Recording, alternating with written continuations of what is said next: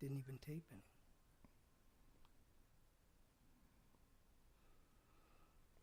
How do you know it's not working?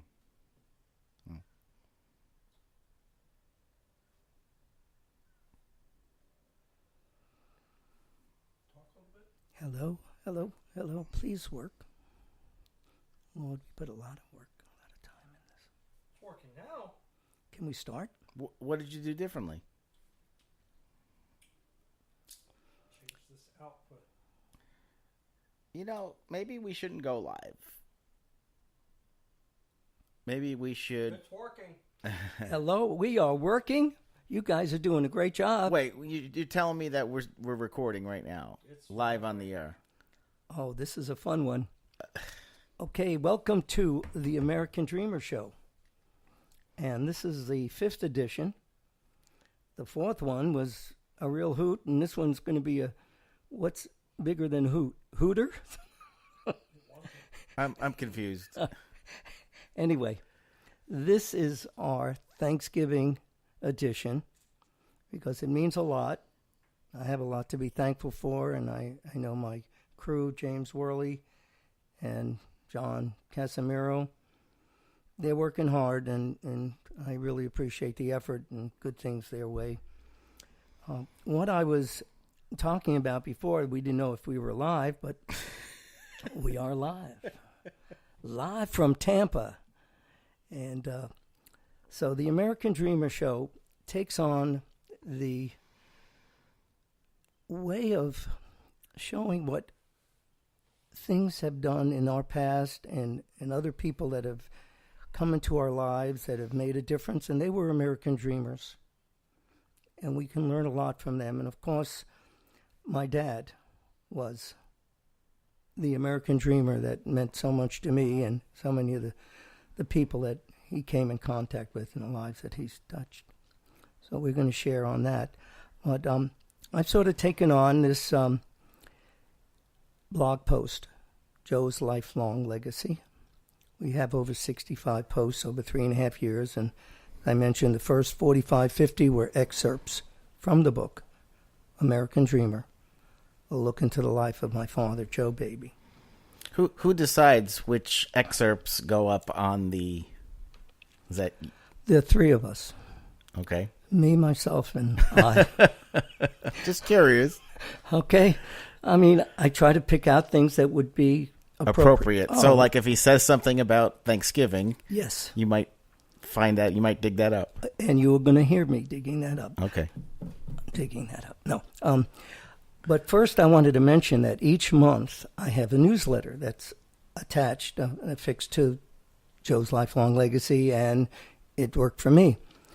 And I've become very creative, I think, because I like to do these little poems each month. And for the holidays, you know, whatever it is, maybe Valentine's or Earth Day. So anyway, this is the poem I just created. It'll be part of my newsletter that'll be coming out this weekend in November. Wait, this is the poem you just created? Yeah. Like, when did you create it? Oh, this morning. Oh, okay. So this is like... Current, man. This is right off the press, John. This is off... Okay. Right off my mind. Out of my mind. So, why am I the only one having fun here? No, we're all having fun, Bill. We really are. Okay, this is an ode to November. It's really serious stuff, buddy. Okay. November brings families together for Thanksgiving. Wish it could bring us that feeling more often while we're living. It could be done. Just think of the fun. Having Thanksgiving every week. Just think of it on our tongues as we speak. I, for one, would entertain this idea, although would only be able to entertain with pizzeria idea. Pizzeria, supposed to rhyme. So hail to the people, women, who do the fixings. I know I would be kicked out of here if I suggested we do it every week, everywhere. But the thought is not that we prepare this great feast. It's that we realize that food is only part, in the very least. What we're thankful for It's the people that you share your life on this day and more. So take a minute. Why not take an hour? Try to find ways to allow your kindness to abound, because we're so lucky that goodness should know no bounds. Thank someone every day and show you mean what you say. Let's begin this Thanksgiving in such a way, and let it continue well into the new year. So then we can all say, hooray! May sound a little corny today, but maybe it'll play. Okay. Wow, you just made that up this morning. Yeah. Okay. And you got to check out, I think I read Ode to October last month when we had started. Was it about Halloween? No, it was about fall and about the election. You know what's really funny about this is Florida. You know, we're everywhere else it's getting cold. All of a sudden, somebody like turned on the air conditioner last night outside, and Yeah. you go outside, and the air conditioner's outside. Yeah, it was like 80 degrees yesterday, and today it's like 50. Tomorrow's 40, Yeah, what's going on here? and up north it's snowing. So that's how we Yeah. deal with this. So anyway, I need to talk into the mic. Well, John, I've been taking excerpts from American Dreamer, and I want to share with you. I think you have a copy of your book there on page 105. No, I'm sorry. It's going to be, we're going to get to that in a little bit. 54. And this is in Europe. My dad was with the 1st Army Rear Echelon. And on October 24th, about a month before Thanksgiving of that year, Aachen surrendered to the 1st Army. That was the first German city to fall into Allied hands. So the Americans had been unable to achieve a breakthrough to the Rhine, and in November the Germans, unknown to the Allied commanders, had managed to collect nearly 1,500 new or rebuilt tanks, and in December amassed another 100 tanks. And this is part of assembled 28 divisions, including 9 Panzer divisions for the Ardennes breakthrough. And this is part of what we talked about for the Battle of the Bulge, that on my parents' anniversary, January 3rd, the sky cleared and the Allied planes were able to strafe the German positions. But while they get into the Thanksgiving holiday, and if we go to the 426 in the appendices, and this is something that my dad, he had all this collected, is the 1st Army's Thanksgiving menu. Oh. And I have that. Here it is in the Yeah. book. And it has a picture of A, and they were in Belgium at the time, ready for getting, into Germany. And they have a picture of of Hitler. They were chopping him up, as well as the turkey. Wow. There was a U.S. soldier with the axe there.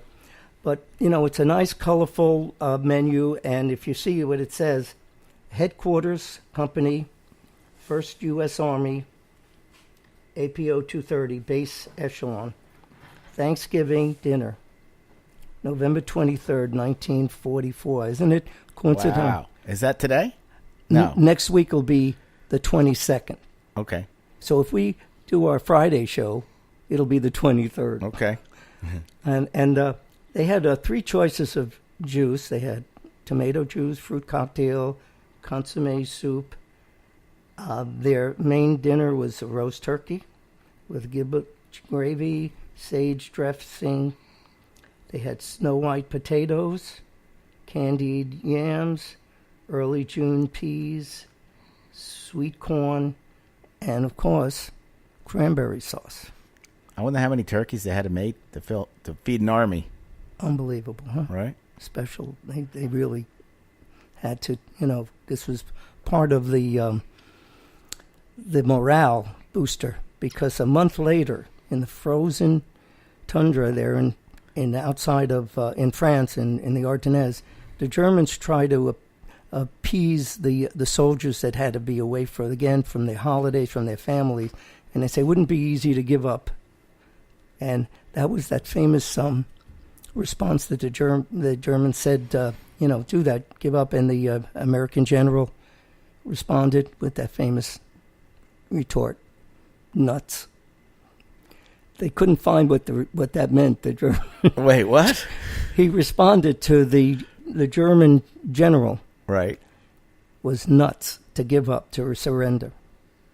So they couldn't figure out the German where that was in translating that, but we know what it means. So that's that was some of the excerpts. And I have another thing that means a lot, because next week, God willing, we'll all be with people that we care about and mean a lot to us. And my family, I was one of the fortunate, because my mother loved to cook, and she loved to get together with family. And she bought this dining room set. So if you go to page 105 in the book, this meant a lot for my mother to buy this with whatever money they could scrap together. It was a special Thomasville dining room set, which, is considered a good one. And this is back in Syosset in the 1950s, with the table and chair and armoire. And when you leave the studio here, John, and you go out into the dining room area, Oh, that actual piece of furniture is out there, huh? right there. Wow. Pretty amazing. It's an heirloom. But what's more important, and this is what means a lot, that table has experienced a wealth of family get-togethers and love and sharing. Hundreds and hundreds, from Syosset to Maryland to Florida. Matter of fact, on a couple of pictures on here, if you go to the back of the book, there's, here it is. And if I'm lucky enough to find it. If that table could talk. If that table could talk, what would it say? It would say, Bill, let me go. Don't spill the gravy, please. I've been drowning. On page 284, you'll see that table. We had a beautiful family gathering, and there it is. And that was Wow. There it is. Yep. That's the table. So I just hope you all have a really special place when you're celebrating your Thanksgiving meal with special people. Okay. All right, John. I mentioned at the last taping that I was going to have a chance to. My headset fell off, so that's not a good. You need a production assistant. Production assistant, can you help this man put his headphones on? He's having some issues here. What is going on? Are there gremlins in the studio? Oh, I see what happened. Oh, yeah, there we go. I'm back in my saddle. Holy cow. I thought I was going to have to take over the show. Oh, please. Thank you. Okay, we talked about last week two of my parents' favorite songs. My mother's favorite song was John Denver's Annie song. Okay. It's a very interesting story behind that, because my mother loved to sing. And I remember growing up, we had all these songbooks and so forth that she would buy a parade, hit parades and stuff. Unfortunately, in her 50s, she developed some thyroid condition. She had to have it operated on. Okay. And she really lost the command of her voice and vocal cords. Gotcha. The irony of ironies is that about that time I was starting to get interested in the guitar. Right. And it was sort of transferred, her gift, because she loved to sing and I have a decent voice. Yeah, it is pretty decent. So, but I like to say my guitar playing drowns out my singing. And then my singing drowns out my guitar playing. So next. And also, I want to apologize my audience, because it's not that easy. Just, a lot of people, you hear that me, they get their voice ready. And, Right. And I'm just You're talking. All of a sudden, you have to just right out of the box. right my out of the vocal box, and call. you have to sing. Yeah, So, well, hopefully this will work. but you pull it off. I hope so. Yeah. I hope so. And so, as I said, this was my mother's, So okay, so Favorite. this is your mother's favorite. And this is John Denver. John Denver's Annie song, which he wrote for his lady, Annie. And it's a beautiful song. It captures so many wonderful feelings. And you have to remember that my mom and dad were married 67 years. 67 years. And I never saw them argue once. Not once. Not once. Maybe in the room and close the door. But so anyway, it's a beautiful song, beautiful message, and I hope we all find someone that we could sing this to.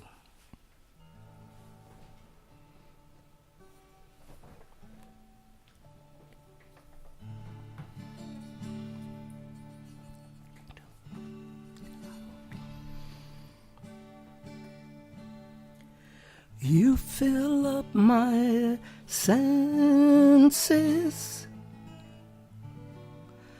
like a night in the forest, like the mountains in springtime, like a walk in the rain, like a storm in the desert, like a sleepy blue ocean. You fill up my senses. Come fill me again.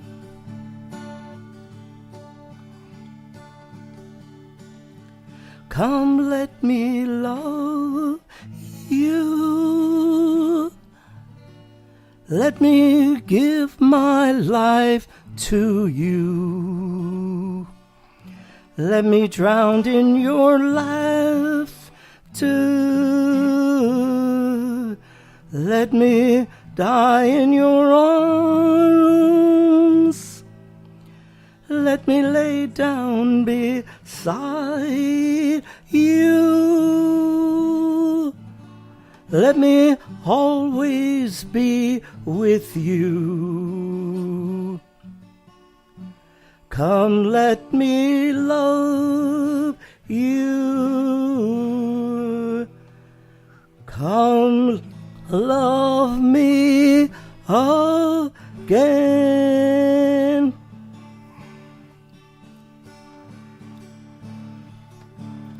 You fill up my senses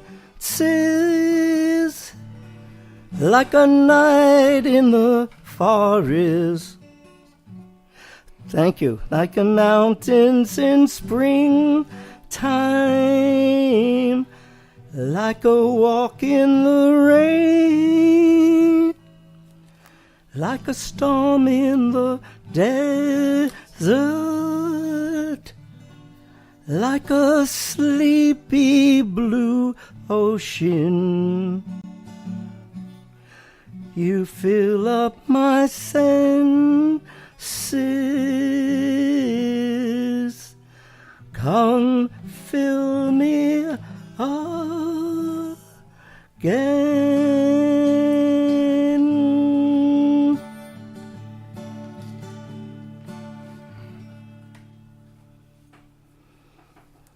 Nice. That was hot. That was a hot. That was nice. Thank you. Okay.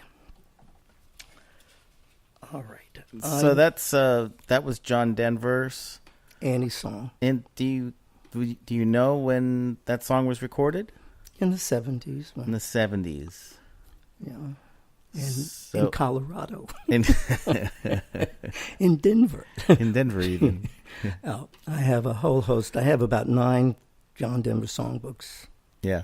I think I'm going to the Voice. No, not the Voice. Ooh, bite my tongue. AGT Oh, you are.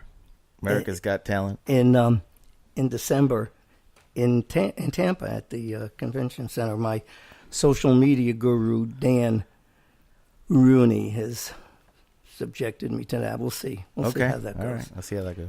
But normally I would do the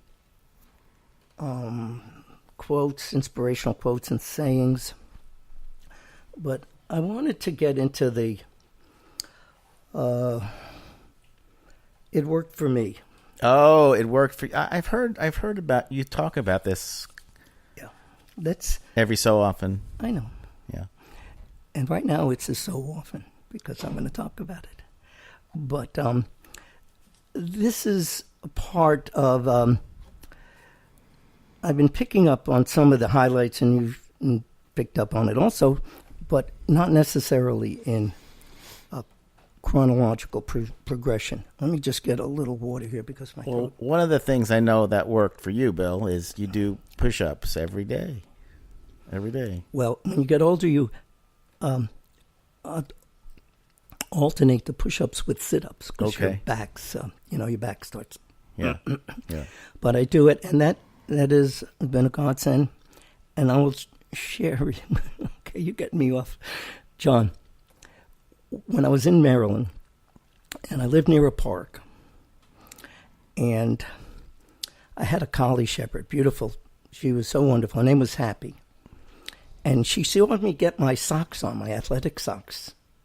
And she would run back and forth to the door. Because she knew what was coming. We were going out. So Right. we would run to the park. So it just happened that day I ran to the park, and there was a tennis match going on, and they needed an extra one for fourth, doubles. So I played 2 sets of tennis, really good, and I ran back for the 2 miles from. So I did a really full day. When you say something, I said, wow, I'm in great shape, right? So at that time, I went to Montgomery Ward's. I needed athletic socks because I was wearing them out fast. So I go into the revolving door, and someone had a puddle of melted chocolate ice cream. And I didn't see it because I looked straight ahead. And I slipped, and I landed on my back and shoulder.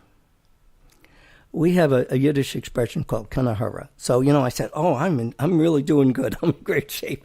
Well, I was out of commission, and I had to go to doctors and lawyers and stuff. All because of some chocolate ice cream. And I slipped. And when they were doing, the insurance claim and everything, they had witnesses there. They said, was one of his legs shorter than the other? Because I was hopping up and down in pain. Anyway, so I wound up, my heart was beating very fast. You would think you would lose weight. I couldn't do any exercises. I had to stop my hundreds and hundreds of push-ups, like what you said. Right. And I lost weight. I didn't put on weight, and my heart was starting to beat irregular, and that's when they found out it was thyroid condition. This was over 35 years ago. So I had a choice. You have radioactive X-rays, whatever they treated with that, or surgery or medicine. So I went with the medicine. Okay. So I had 3 pills as an Inderal pill for the heart, and then slowing things down 3 times a day. So I said, I'm not taking these pills for the rest of my life 3 Right. times a day. 3 pills. So I monitored them. I wound up taking them twice a day. And then about that time, the orthopedic specialist says, okay, you can get back to your regimen of what running, push-ups, tennis. And within about 2 months,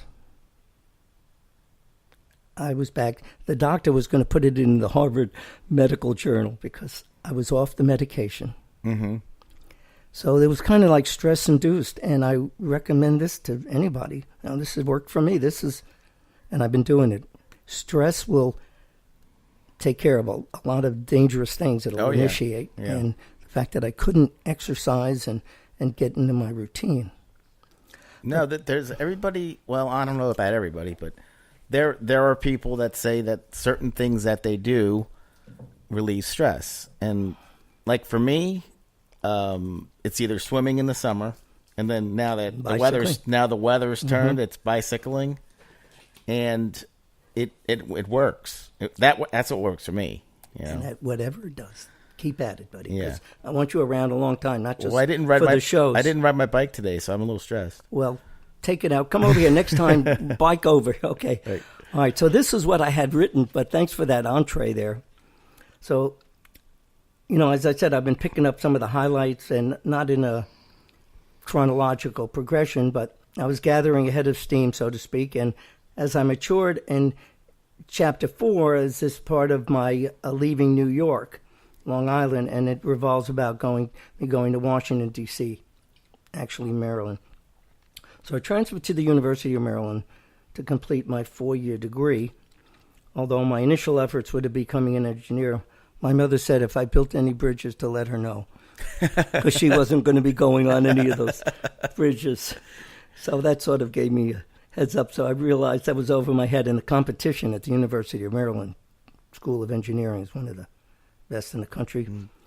But my folks weren't ready for me because they had settled on a 2-bedroom apartment. I was going to stay up in New York and finish school up there. You were not part of their plans at this point. Exactly. And also, my sister had, she was there, and so I couldn't move in on that. So I stayed at the dorm at the University of Maryland, and it was a real eye-opener because it just happened the Maryland's football team was situated in the same dorm. So I became friends with the team, and the quarterback I remember was Alan Pastrana. I think he played in the pros for... Nice Irish guy. Yes. Yeah. Yes. Pastrami, yeah. Okay, very talented, and came in handy. The next semester, the football team moved into one of the new dorms at the university, Ellicott City, which is named for a city in Maryland near Columbia, Maryland. And it wound up, I followed them. I was on the 6th floor. They were on the 7th and 8th floor.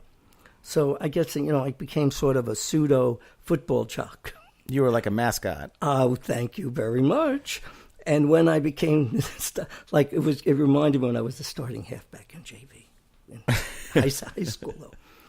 So anyway, I transferred out of engineering and into my next choice was working with government and politics, political science.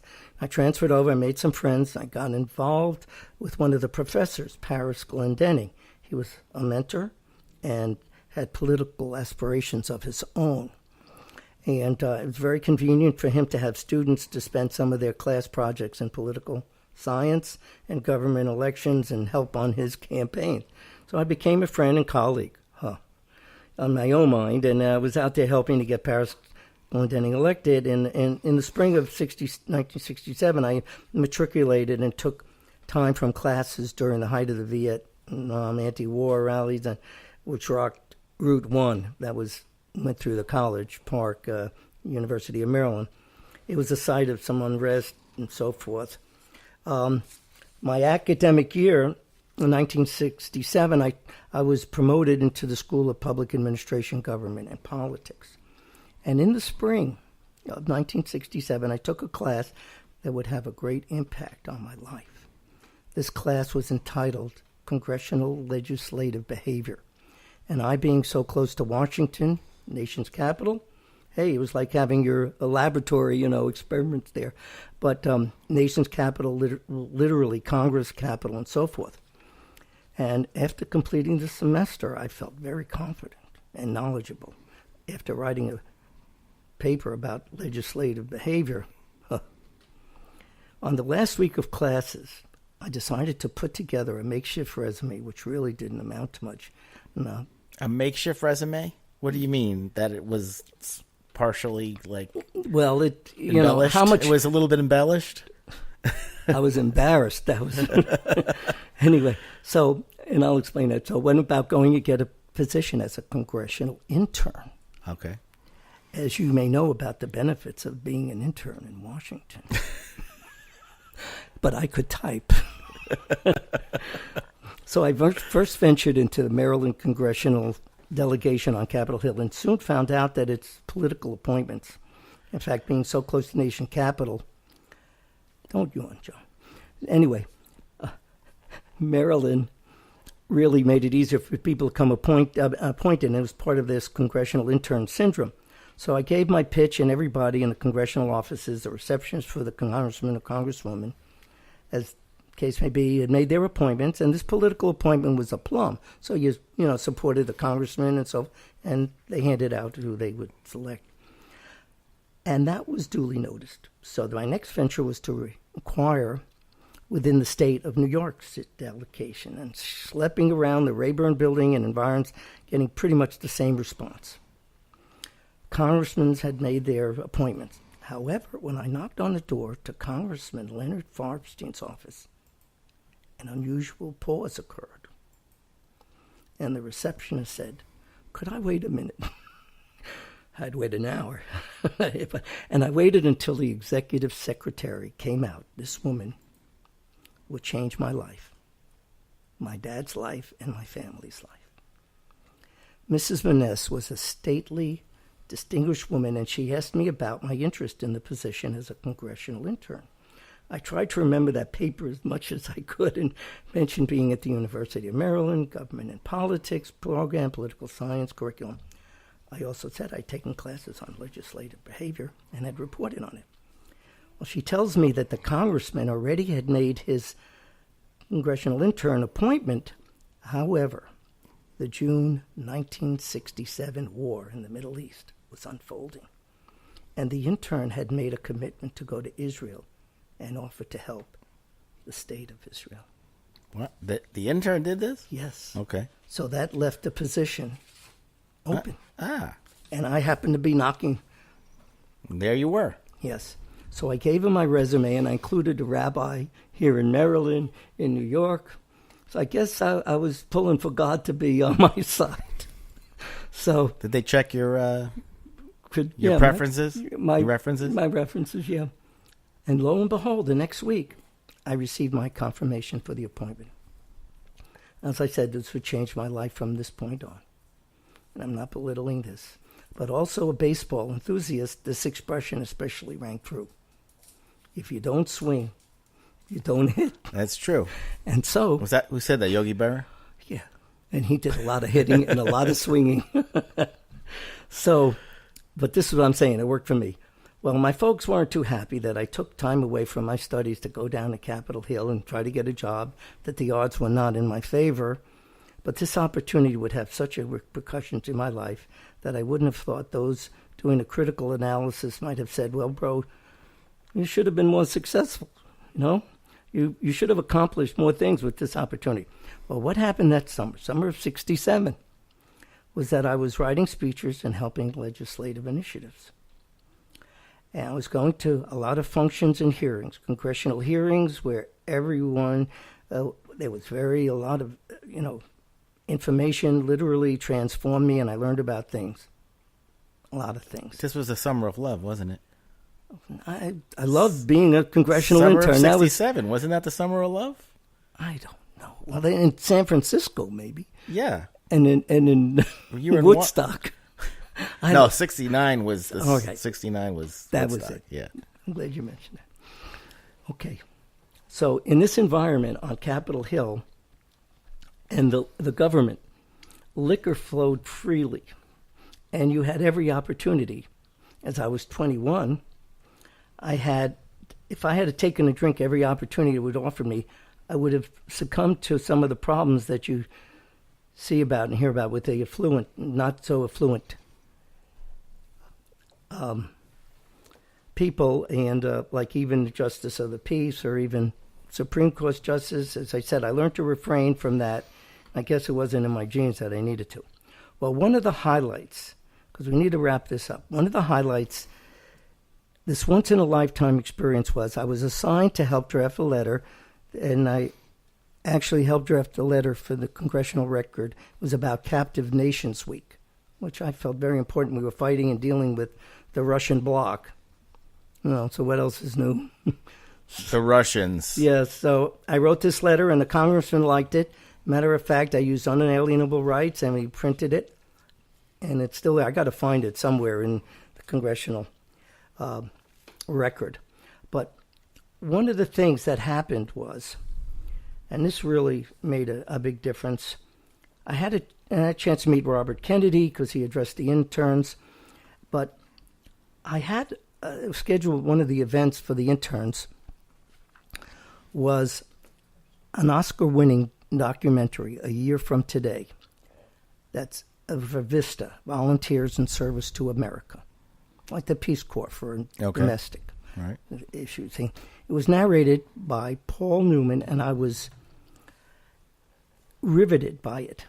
What I had seen in the way of helping people and reaching out translated into, John, I better do something about this.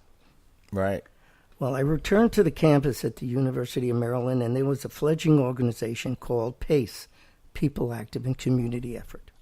We were given a room at the Maryland Student Union. Our office was shared with another group at the other end of the political spectrum, the Vietnam veterans. And here in the same room, we had the goody two-shoes cohabitating with the Vietnam vets. What a group, huh? Yeah.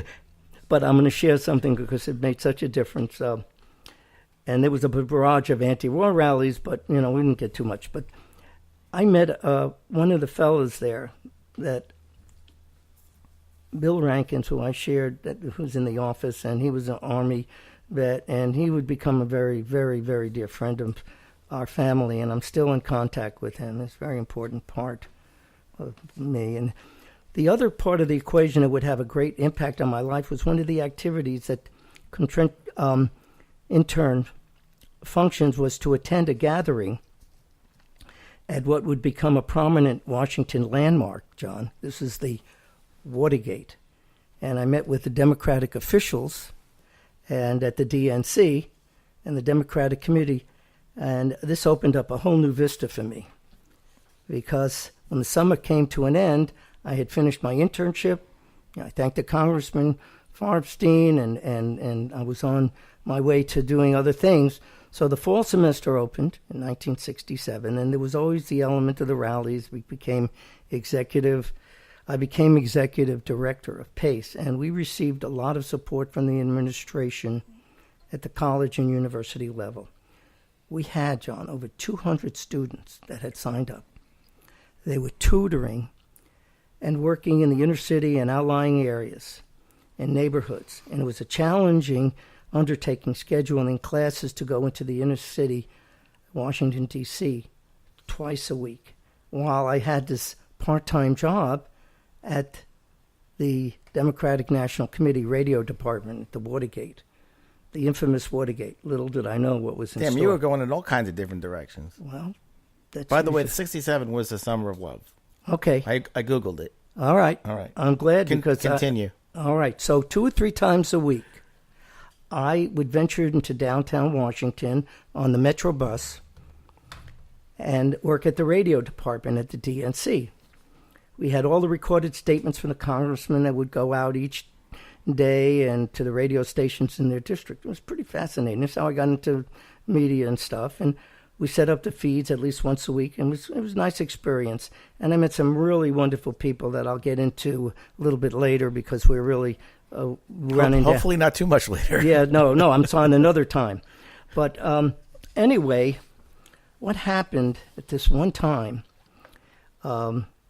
was something that unfolded in the spring of 1968. So, something I won't forget, and it's etched in my memory. As I said, the PACE, People Active in Community Effort, had taken on a life of its own. We had buses leaving Tuesday, Thursdays, and Fridays. There were a lot of conscientious Maryland students helping out in many community service activities and projects, just like that was portrayed in the documentary a year from today. Something changed, though, on Thursday, April 5th. On my way coming back from my part-time job with the DNC radio department, the word had just gotten out of the assassination of Martin Luther King. Naturally, it was surmised that most of the people on the bus were African Americans. It hadn't sunk into them yet that but they were really stunned, very quiet, very subdued, as you would imagine. Yeah.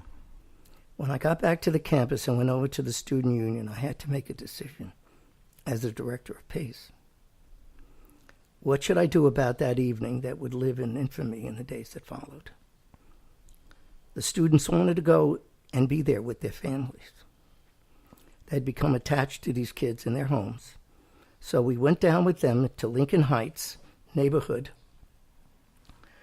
and northeast section of Washington. It was about a 15-minute ride bus from the campus. And we spent our evening with the families of these young children and their families, knowing of the loss they were going through. In a way, we were sharing in their grief. I didn't want to press our luck. We left a half hour early instead of the usual 2 hours that we usually attend there. And we got back to the campus unscathed, but we had no idea what was in store for the city of Washington the next few days.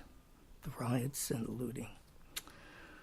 And it spread to other cities. Yes. Yes, it did. Yes. So this was a special feeling that these students, in their memories and the camaraderie that emerged, that they were doing something that made a difference. We were very thankful that we were able to apply to that movie a year from today, what I had seen while a congressional intern. So dreams unfold in different ways, and this was a dream. I really didn't even know. You didn't know it at the time, but yeah. It would shape my life. And this is why we're here today, John, to try to elicit responses from people everywhere that they have a dream.